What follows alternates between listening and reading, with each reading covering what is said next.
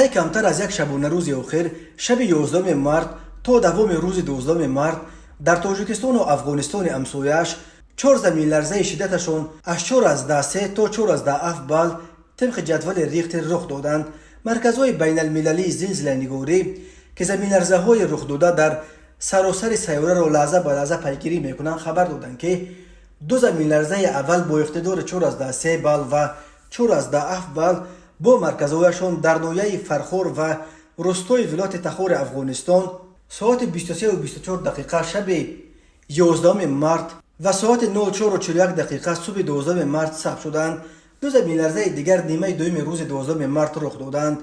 ساعت 14 و 32 دقیقه زمین لرزه با اقتدار 4.3 بال با مرکزش در 90 کیلومتری غرب مرغاب در نزدیکی کول سریز رخ داد و زمین لرزه اخیر ساعت 16 و 30 دقیقه با اقتدار 4.6 بال با مرکزش در ناحیه جرم ولایت بدخشان افغانستان.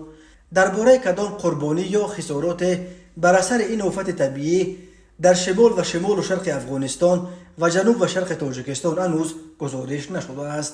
یادآور می‌شویم صبح 9 مارت در منطقه مرغاب در نزدیکی کول سریز 2 زمین لرزه شدتشان 4.5 بال رخ داده.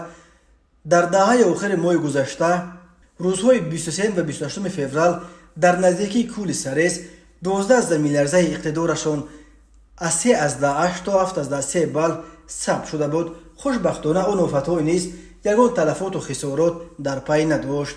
تاجیکستان در یک منطقه زلزله‌خیز قاره آسیا جاگیر شده هر سال در قلمروش صدها زمین جنبش ثبت می‌شوند.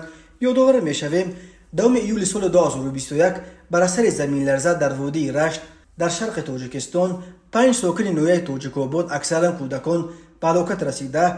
در این ناحیه و ناحیه رشت بیش از 200 خانه خراب شدند.